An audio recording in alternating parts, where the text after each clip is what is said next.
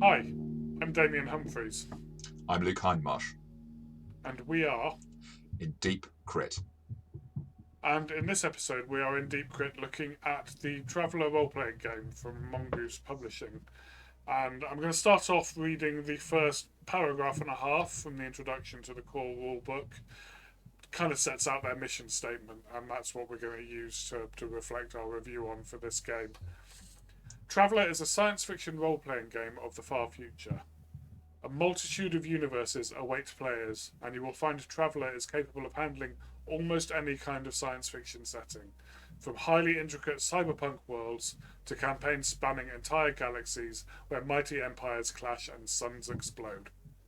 If you have a favourite science fiction film or TV show, Traveller will be able to replicate it for you, bringing your best loved futuristic moments to your tabletop. That is Traveller's self-professed mission statement in the very beginning of the introduction. Yeah. Shall we discuss some mechanics before we? Yeah, we'll leave whether or not we Judge think it whether lives up to that mission statement a little bit later. I think one thing was, so unlike some of the games that we will review, where we've played it we've played it a little bit, we've got some experience, we've play tested. We have played Traveller for just over a year now. Both of us have played earlier versions of Traveller, albeit a long time ago and not a huge amount.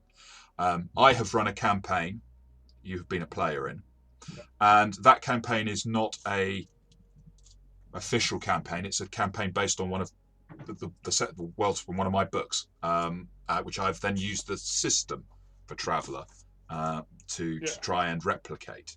So Traveller does have its own core setting, if you like, the Third Imperium setting, which has been around as long as Traveller's been around. Traveller's been around an awfully long time, almost as long as Dungeons and Dragons in all its iterations. Yeah. So it does have its own kind of fleshed out universe. We don't play in that universe. We play in this setting that Luke has created. But it says right there at the beginning that you can use it almost setting agnostically. Yes. A word on the Third Imperium. I think it's very much like, I've heard some people call Traveller a hard sci-fi role-playing game, which I don't agree with at all. But it is space opera. It's a little bit like Star Trek with a degree of play that's possible, which could be more science fiction than just sci-fi science fiction, if the distinction matters to you. But we're going to start off, we're going to break down what we like and what we don't like as quickly as we can, and in a sort of small packet form. So the first thing is character creation, which is something I'll get you to talk about, Damien. Of course, you've experienced it more than me, technically. I really like the character creation system in Traveller. So we were talking. I kind of described it as a bit of a microcosm of life itself. It's a bit like a roleplay version of the game of life, maybe, if that's not a clunky analogy. It is quite a clunky analogy. So essentially, there's a lot of roles involved. The character creation in Traveller is a mini game all of itself. It took us the first session to create all of our characters, and so you start off, with some decisions at the beginning about whether you want to have any pre-career education, whether you've been to university, military academy, what kind of career you're heading towards. Yeah. And then there's a lot of roles as to how that career turns out. Whether you even get into it in the first place, because you don't automatically succeed at being a... So it's a bit like life, right? I want to be a whatever, and do you actually get there? Does life get in the way? Does something else happen? Do you not get into the drama school of your choice when you're 20 and have to wait until you're 40 odd to do your degree? From personal experience. I really like it, and I think it's very good for those role players. I think the more you like role playing, the more you like interesting dynamics in characters, and maybe having a character that has a few flaws or didn't quite turn out the way you intended it to. A rich history. A rich Yeah. history, yeah. So the character I play in Luke's game, um, started off with military academy, joined the Void Marines, was had this military career going. Um, Dishonorably discharged from the Marines for an incident that he doesn't talk about anymore. Um, he was in the right, Of course. served some time out on the belt as a belter. Uh, may have taken some salvage without necessarily declaring it. Ended up in prison. The actual last 2 terms of my character creation was spent in prison. And so this is how this character's built, and he has these flaws and he has this background. And I actually, you know, mechanically, and so I just did it. We've got a problem with this at I the think moment. we've got a problem with this. At the That's moment. my Air fault. Don't know quotes. why I've suddenly Yeah. started doing it. Anyway. I think I got, like, from a min max point of view, from a mechanics point of view, I got a bum deal in character generation. Yeah. I didn't get as many skills as other people got. Yeah. If you were building, if that was a character build system and you rocked up with that, I might have taken you to one side and said, do you need some help? Because you clearly don't understand how this game's mechanics work. But that's the point of this system is... Yeah. From a roleplay point of view, the character's amazing. He's one of my favourite characters that I've ever played, I think, and certainly one of my favourites I'm playing at the moment. Because he has these he's a bit of a psycho, to be fair. But not just that. So I think it's allowed you to have a huge amount of depth to your character, which is you've brought into sessions, and it doesn't say it's held you back in the action stakes at all. You're still able to survive and function as a character, but you've got that other side to it. And you, of the 4 players who've been in the campaign for the year, you've definitely made a big deal out of who he is because of his background that you've made a little bit, you've interpreted, but you've been given by the character creation mechanism. And to some extent, the other players have all done that as well, but to a greater or lesser extent according to their particular preferences in role playing. I don't think any of them have been left without doing it. It's affected all of them. No, we've all created these individual characters that have come out of this character generation system to one degree or another. But bound together, isn't it? Because part of the character system is that you can come up with a reason. You're supposed to play it together. So it's supposed to be like a game. You all do character creation together, and you get this ability to say, well, I would like to have X skill or Y skill, a skill in piloting, which I got because I know the other player's character from when we were out on the belt together, and I ran out of oxygen. He came on a rock hopper and picked me up and rescued me, etc. So he then gets a skill for doing X as a Y for saving you, and it's justified. And if the I think it's referee, isn't it? But I always say GM. I prefer to say GM. If the GM agrees with that, then that's cool. That is much better than meeting in a spaceport tavern type scenario. Yeah, the characters have a background together. And they may not all have a background together, but they have links between them. Yeah. That brings the characters together. It's like, why are these 4 people, on this, doing this job or in this particular place? What links them together? And that's actually come in just recently, kind of at the end of this arc of the campaign, hasn't it? Yeah. Because there was, I'm not reviewing Luke's setting here. We're looking at the game, but there was, we were all kind of working for different factions, kind of ostensibly working together, but also there was some shady stuff going on underneath. But actually, it's come down to it's us 4. We need to make that decision of, is it us? Are we trying to get through this as a group? Do we have each other's backs, or are we corporate pawns? Prawns. Corporate prawns. Corporate prawns. Sometimes. Corporate prawns reporting for duty, sir. I mean, the funny thing about that is that if you had just rolled your characters and all met in a tavern, arguably, well, prior to having met up technically in game terms, you've been in the story for a couple of weeks, because it's been a high intensity, like setting off nukes here, there, and raiding lunar bases and stuff. And it's just like, I'm surprised you survived, because Traveller is quite lethal in combat. But you come round from that competing interests perspective, which was not part of character creation, but something I individually went through with each of you from my setting rather than from the game mechanics. But the mechanics of character creation have given you a reason to not go PC v PC, which was the whole point. Was I didn't want you to go PC v PC. I just wanted some tension and story from it, and that is very nice to have as a justification mechanically in character creation. Where would you? So we don't go on forever in the video, because I could talk quite a lot about character creation. I think you could too. What would you give this on our scale, just for character creation? Is that the crit, good crit and miss, crit sandwich?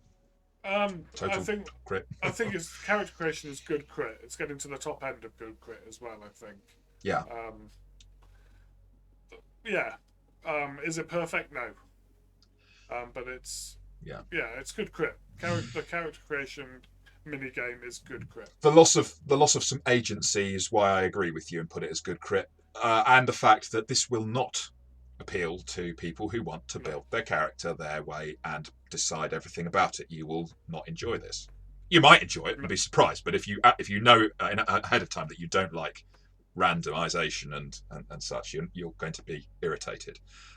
It's also a little bit complicated. So if you've got a clear idea, so it's actually a Star Marine in the book. I call it Void Marines because I have Void Marines in one of my books. So that's what. Anyway, but you wanted to be this Marine character, and to create that, you were quite lucky to be able to do so. I think you could have been quite frustrated if things had gone even further against you and you'd found yourself just not being able to be the character you kind of wanted to be when you rolled. But I agree with you. Good crit. So once we've got our characters created, we've done our character gen session, we get into the game. And we get into the game mechanics. Like every system out there are skills. There are skills, abilities that each character has. So you have your core attributes, and then you have skills that you have various levels in to say how well you can do things. How does the skill system work in Traveller? Does the skill system work in Traveller? Well, I say mechanically, even more basically than the skill system is the fact we use two d6s to roll, and most of the times the difficulty value you're looking for is an 8. You've got to exceed that, and it will adjust up and down. The skill systems work with a basic broad skill, if you like. I think it's even called broad skill in some other games that use this mechanic, with specific specialities or specific skills underneath those umbrella skills. The specialities allow you to increase your skill up to quite a high level potentially, but once you've got the basic skill, you never get to improve the basic skill. You have to have a specialty within it, except for the basic skills that have no specialties, which are their own spaces. So you begin to see it gets a little bit complex and a bit muddled. I feel that there are two ways of having skills in a game: fast, simple, and broad and easy, or hyper detailed and specific. And if you try to go between those two, you are going to have overlaps in the wrong way, irritations, confusion about what skill to use. And for me, Traveller is too close to being the middle. And so there are other games. I'm going to use the old Alternity game as an example, which obviously ripped off and borrowed from. Say ripped off is the wrong word. Borrowed was inspired from Traveller to some degree. It's very original in any other ways, but clearly it's taken some inspiration. I think it does it better than Traveller does. It's still clunky. I don't know how did you experience those elements? Yeah.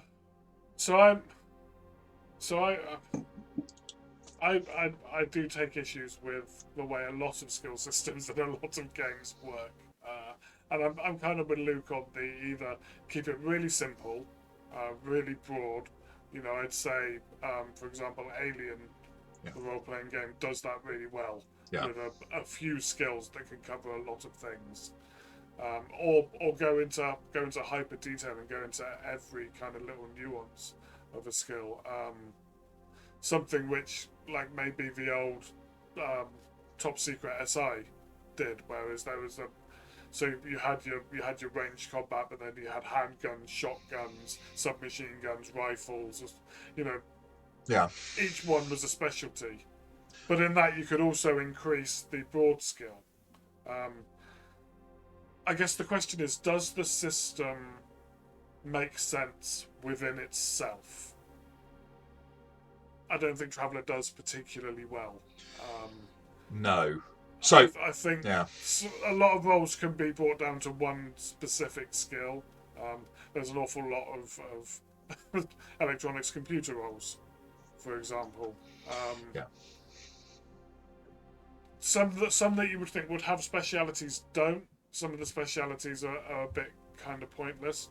I'm looking at the rule book here, and right in the beginning of the skills, you've got animals as a broad skill. And then the specialities under those are handling, veterinary, and training. How different is handling to training? Why can I not increase that broad skill? Okay, maybe veterinary is. Yeah. And maybe that should come under a Medicine skill rather than an animal skill. I think that they are not very logically set out because animal handling, so skill with animals, and veterinary science are in no blasted way at all.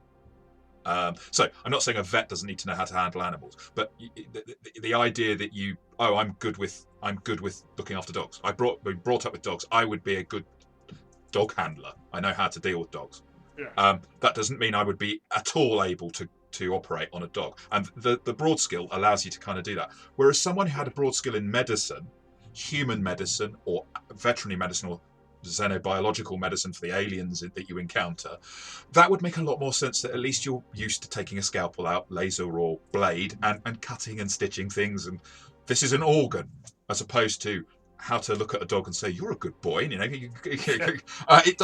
just doesn't. It's like it's ill thought out. So Cyberpunk, I obviously like Cyberpunk. People will probably have gathered that. The Cyberpunk 2020, Cyberpunk Red, they use a relatively complex skill system. It's not very complex. It's sort of too close to the middle, in my opinion. But it doesn't make this mistake of doing the basic skill, speciality skill in the same way, which actually only causes confusion and irritation. Yeah. I find. So I just don't like this at all.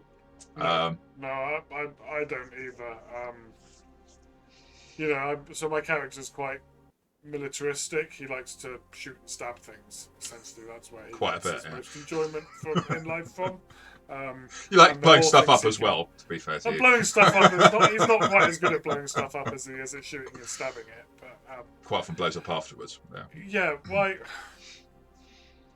Yeah, it's just it's too much in the middle. It's too. Why do I have to spend extra skill points in energy weapons over what they call slug weapons in the game? For me, it's just in that no man's land in the middle, and they're not set out logically, and the skill system doesn't make sense within its own universe. So skill system itself is probably a crit sandwich for me. It's not as bad as it could be. At best, a crit sandwich. Yeah. Okay.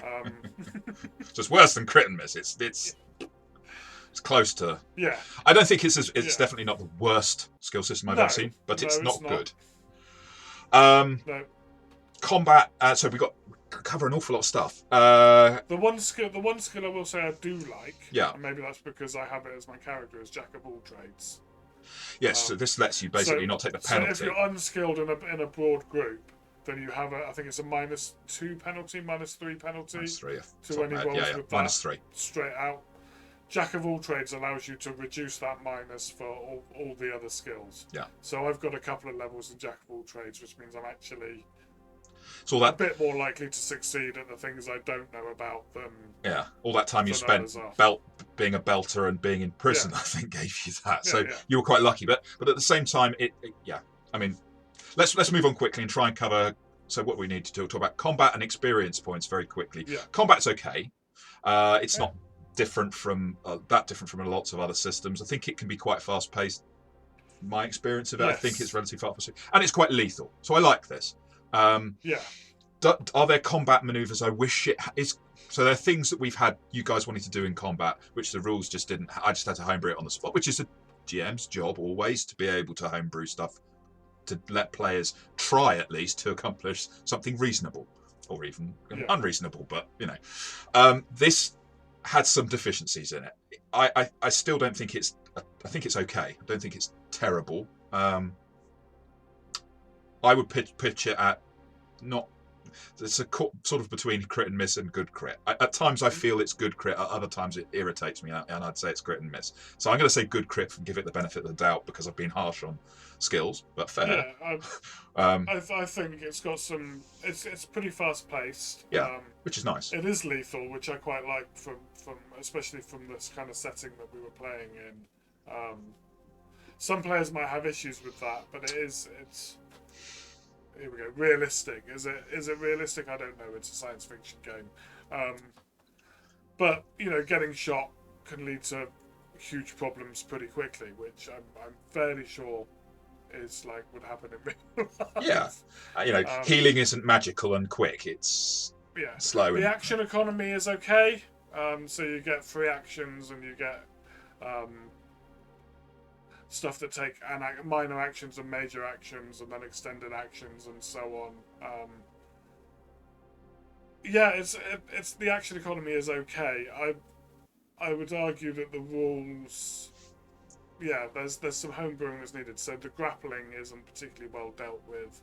No. I want to achieve this kind of effect, and I don't know if that's because I'm one of those sort of players that likes to maybe think outside the box and wants to do something different to just shooting or just fighting. I want to try and achieve an extra effect with that. So there are combat systems. There are combat systems that work really well. There are combat systems that do the job, and you kind of have to imagine or homebrew or whatever, massage them. This works. It doesn't work really well. It works. The skill system and the setup for the game gave me the impression that there was more flexibility involved in the combat rather than just hitting and missing. Yeah. Which I don't think there necessarily is. No. But I would overall I would give it good crit. Yeah, I mean it's got things like you can dive to the floor and there's a mechanic for that, but then there's not mechanics for, as you say, some of the other mechanics are a bit. It's like, well, you've got the ability to dive to the floor, which is great. That's actually can be life saving. But some of the reaction stuff and some of the way that works, we'll not waste time. We both say kind of good crit. Kind of good crit, yeah. So we haven't talked about the way attributes are used with skills, and I mustn't forget that because this is unique about it, that you don't have intellect, sorry, because it's not intelligence, it's intellect in Traveller. Intellect skills and education skills and strength skills. You have skills, and then you can choose which attribute makes sense to use with a skill. Now that I actually like, but it turns out to be quite complex, and there's almost always a player who tries to persuade me that they should be using their best attribute in every situation. I'm not saying that's you. I can use endurance for my computer electronics role, surely. Surely. Yeah. Just hours of coding. Beating the computer to death. It's just the length of time you can sit there staring at the screen. Yeah. So that was, I'm sorry for that, taking it out of order, but I realised I'd forgotten to mention that, and I thought we should do. Yeah. XP. This is a weird one. Yes. Core rules. It's training. You train in downtime. You don't advance skills or anything else based off of what you're doing. You do it because you train whilst the ship is travelling between stars. Or that doesn't apply in my campaign. We'll deal with that in a bit. But regardless, in downtime, that's where you train and get experience, in effect. There, see, I'm doing it again. Fingers, what's happened to my fingers? They've come alive.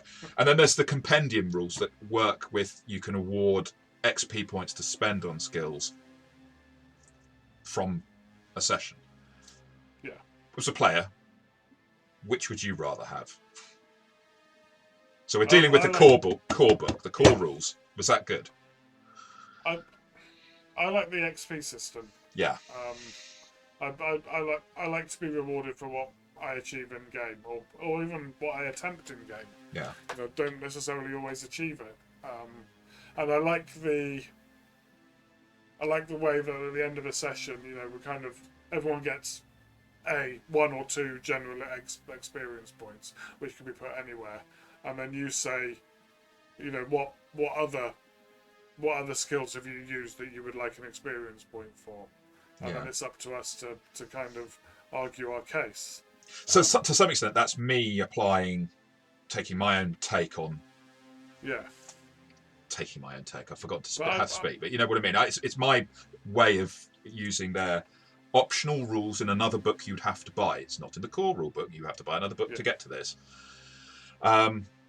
It's okay, isn't it? yeah, yeah. It's okay. It's not a fast progression. No. It's kind of a so Realistic? the cost to train No. increases quite rapidly. So Yeah. it costs 1 point to buy a skill at level 0, and then costs 1 point to get that at level 1, and then 2 points for level 2, 4 points for level 3, 8 points for level 4. So it's Yeah. not quite exponential, but it's an almost exponential increase in cost. It can slow you down if you're trying to get heavily skilled, but Yeah, it's possible. It's possible to increase your native attributes. yeah, Again, it depends on what you like. I don't know if we need to necessarily rate this part of it. I'm not sure I could rate this. This is your mileage may vary. If you like this style, it's great. I don't think yeah, that training is more realistic than on the job experience, if we can put it that way. But if you were saying that that's realism, you would yeah. maybe increase that if you like that and decrease it if you don't like it. Yeah. What else do we need to deal with? There's quite a lot because it's obviously complicated. There's space combat, Yeah. trading. We've not really done much trading. We haven't done much. Equipment. So there is some basic equipment provided in the core rules. There's then another book that you would need to buy Yeah. to have access to the information for lots of.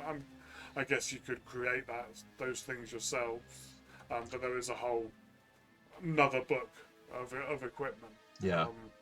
Some of it is so space combat There's a lot seems of to choice. work. Trading, and there's some of these mechanics that don't work. That let you take your foot off the gas as GM and roll on tables and create adventures and create trading scenarios and automate things. That's quite nice. We've not actually really used it because it's not fit the kind of campaign I've run, where it's been running from one place to another. The equipment, some of it just didn't fit what I wanted, and so I've got a difficulty if this just doesn't fit the tone of the setting I've got, and it's that creating an awful lot of work for me to try to make them seem more. I don't want to use the word. I don't know, gritty or low tech. But it's not low tech. You know what I mean? Hard sci-fi. I don't know. I think this would be my. So going back to the original mission statement. Yeah. In the introduction, this would be my issue with it, is that it needs a lot of work. It seems like it needs a lot of work to fit it into any other setting. I feel there are other core rule book mechanics that are much more setting agnostic, and okay, you may need extra books and stuff for certain types of settings, but I think you can do more with other systems without having to do a lot of that hard work as a GM. Some GMs really like that hard work. Yeah. Some GMs love it and love that world building and love that home brewing and creating all these mechanics and stuff. I'm not one of those GMs, I'm afraid. I like to. So there's the fun bits, and then there's the bits I'd rather just have plug and play. So Yeah. I'm afraid I found the equipment and such did not. Some of it fits and it's fine. Yeah, okay, it's cool. It fits my setting. Some of it is so like the tech levels. Not all the equipment is available, obviously, at every tech level, and that plays off the idea that you might go to different worlds that have different technology levels that have receded back to primitive state or have discovered new technologies. And that works. I've seen it in other systems. It can be nice. I I don't agree with the tech levels. I think that the guesswork of what technology will be available at each so-called tech level hasn't been well thought out, and it would have been smarter to have a simple. This is the age. This is the information age. So we've got handguns and pistols. So this is a sort of expanse type future, which is similar to the kind of setting that I've got, where there might be pistols that fire in 0G, and it's very clearly there's a line where the technology steps over. So okay, not because that's super realistic, because obviously there's between generations there's going to be some technology that comes in faster than others, but just generally having a better separation between this is like a modern setting, this is like a near future setting, this is like Star Trek future, this is beyond. I mean, maybe you don't need to go beyond Star Trek, you know what I mean? It's got that, and it doesn't do that for me. Some of the tech levels I'm just like, I want to say to you guys, you can just go and have tech level 9 across the board, and then I look at some of the things that I've just agreed to, and it's like, well, that's totally not consistent with the type of setting. This is if I thought this, so tech level 9 on this should be tech level 15 in my view, but whereas tech level 15 here is actually much closer. We can do that today. Why is this high tech level? We can do that today. It's not. So I struggle with that. Yeah, and I think, and this is my struggle with the whole system. Does it do what it says on the tin? Not really. A little bit. A little bit, but could I pick this up and run a game set in the core setting? Absolutely. Yes. Could I immediately run a game set in an expanse-like setting? I'd need some work. A lot of work. Could I pick it up and run a game set in an Ian M. Banks setting? I'd need an awful lot more work. Yes. Yeah.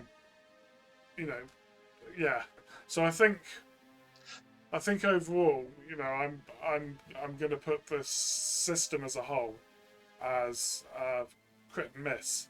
There's bits that go up to good crit, and there's bits that drop down to a crit sandwich. But I think it's right there in the middle as crit and miss. My test for this system is I have run it for a year. Damien, how many times have I talked about the interest levels of keeping the setting and the story alive and changing systems? Quite a few, yeah. My players have not asked for that, albeit they've not been saying, oh, I love Traveller and I want to keep on playing the Traveller system. It's okay, we can live with it, and it's probably a lot of work to convert it. If I as a GM could click my fingers and change system to a different system, I would do it. Yeah. So for me, I think that's the enjoyment I've got from this campaign, is from your setting and your running of the game, not necessarily from the system and from the mechanics. Now, so sorry, your verdict. Yeah, so at the same time, if we were playing the core setting, maybe it would have been great. So I can't. I mean, so just looking purely at the system on its own, without the setting, without everything that goes with Traveller and the rich history that's been developed, which I didn't want to explore as a GM. I wanted to explore my own setting. It fails for me, and so crit and miss is the best. So it's got some strengths, and it's obviously very inspirational, and it can be a lot of fun. So for the combat, for the character creation, it's up there. The other issues that we've dealt with in some detail now drags it down. It's not. Yeah. It's crit and miss. Would I recommend this to anyone? I would say you're looking at a science fiction role-playing game. You've got to have to look at Traveller, give it a go. But I would say there are other. It wouldn't come in the first system I would recommend. No, probably not me either. And so this is our opinion on the Traveller system. Perhaps you have a different experience. Perhaps you played it and you've played in the Third Imperium setting and had a blast. Maybe you've really easily converted it to a different setting and had a blast. Just let us know in the comments below. And yeah. I mean, the fact is, we're continuing to play, but we may come back to it with a different system. We may indeed. We'll have to see. On that basis, signing out. Until next time. Until next time. Bye-bye.